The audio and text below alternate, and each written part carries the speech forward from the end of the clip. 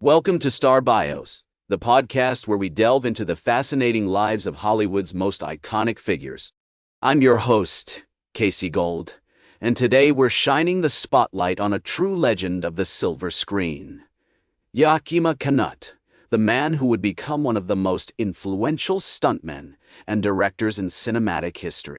Born on November 16, 1896, in Colfax, Washington, Yakima's early life was marked by a unique blend of rural values, physical discipline, and a thirst for adventure that would ultimately propel him to greatness. As we explore the early life of Yakima Canutt, it becomes clear that his formative years were shaped by a distinctive upbringing on the ranches of Idaho and Oregon. His parents, Charles and Nettie Canutt, were homesteaders who valued hard work, self-reliance, and a strong connection to the land. Growing up in this environment, Yakima developed a deep appreciation for the American West and its rugged beauty.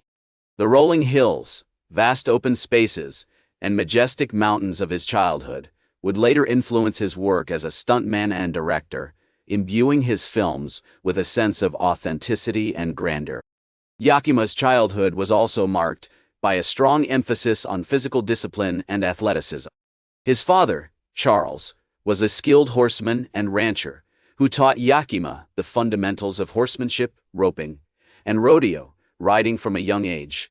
These skills would serve him well in his future career as a stuntman, where he would perform daring feats on horseback and establish himself as one of the most fearless and accomplished riders in the business.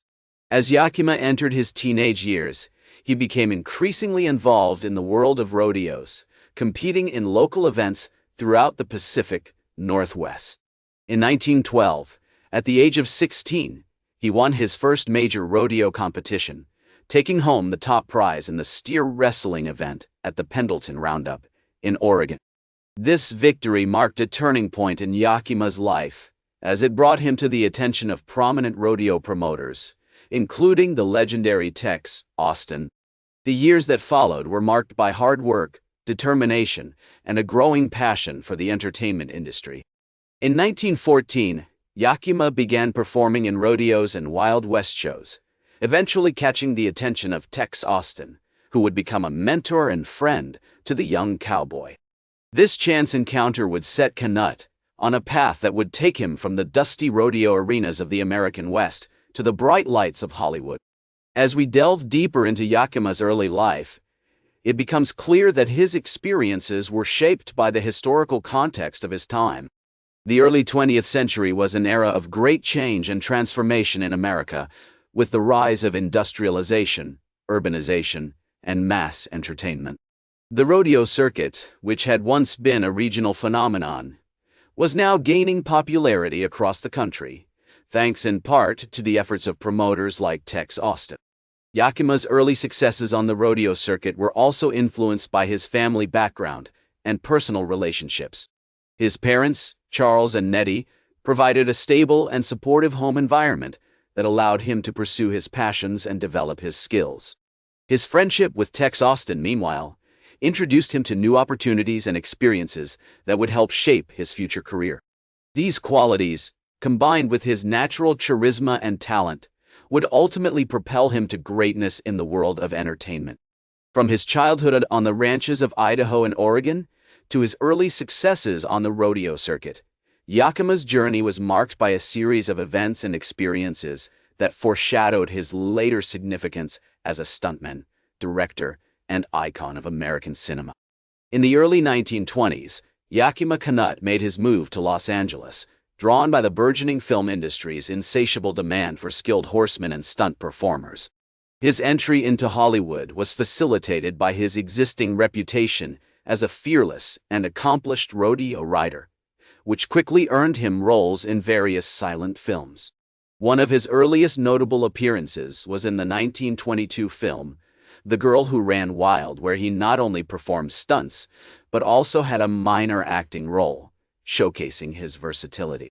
As the silent film era gave way to the advent of sound, Yakima Canutt found himself at the forefront of a new wave of action-packed cinema. His expertise in horse riding and handling was in high demand, particularly for epic westerns that required complex stunt sequences. One of the most significant films from this period is the Johnstown Flood, where Canutt performed a daring stunt involving a leap from a burning bridge into a river below, showcasing his fearlessness and skill. Canutt's work in the 1930s solidified his position as one of Hollywood's top stuntmen. He worked on numerous films, often doubling for stars such as John Wayne and Clark Gable. His collaboration with director John Ford on Stagecoach marked a highlight of this period, with Canutt performing the iconic stunt where he leaps from a horse to a team of horses pulling a stagecoach, setting a new standard for action sequences in film. Wow.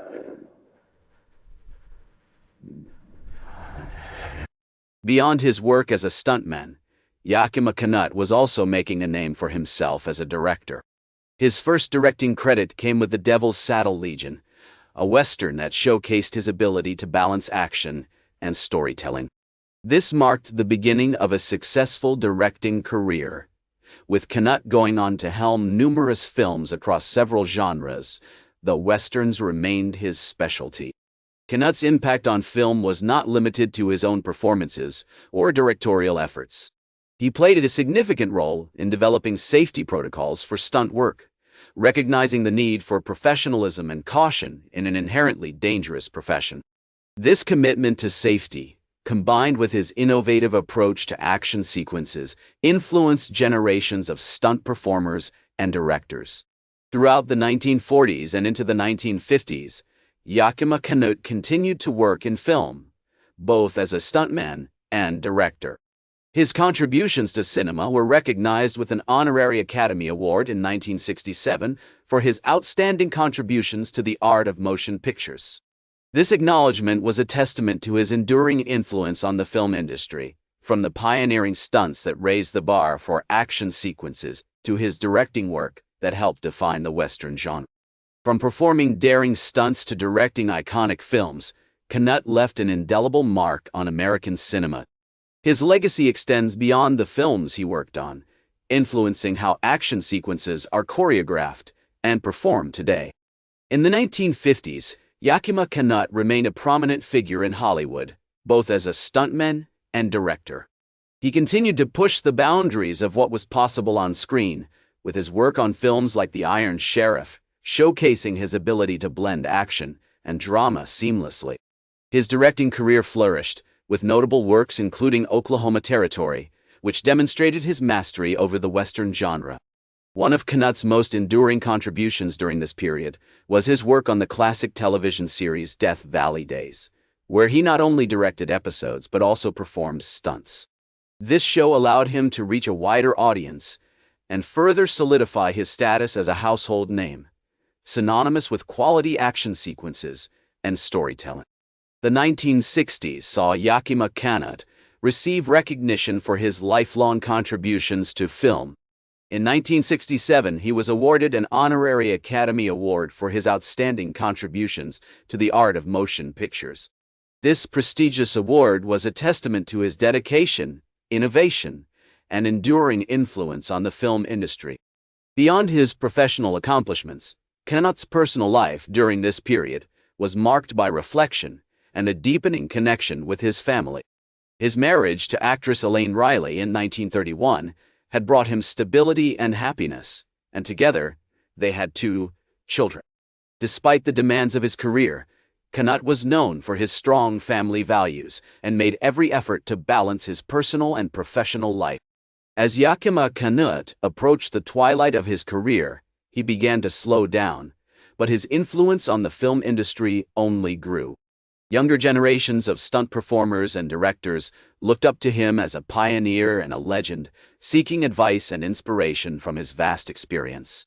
His commitment to safety and stunt work continued to shape industry standards, ensuring that the dangerous profession he loved became safer for those who followed in his footsteps.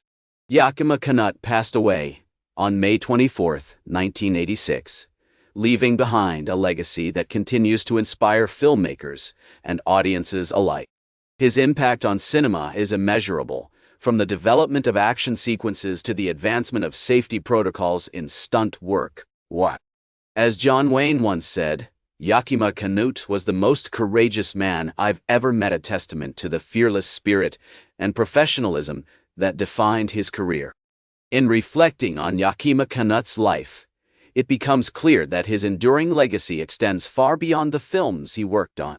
He embodied the spirit of innovation, perseverance, and dedication that defines the best of American cinema.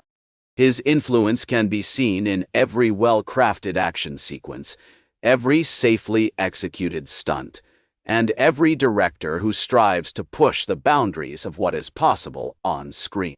As we conclude our journey through the life and career of Yakima Canutt, we are reminded of the power of film to inspire, to entertain, and to endure. His story serves as a beacon for anyone with a passion for storytelling and a dream of making their mark on the world of cinema. Thank you for joining me on Star Bios as we celebrated the remarkable life and achievements of Yakima Canutt, a true legend of Hollywood. That's all for today's Star Bios. Remember to like, share, and subscribe. And until next time, I'm Casey Gold, reminding you to keep shooting for the stars.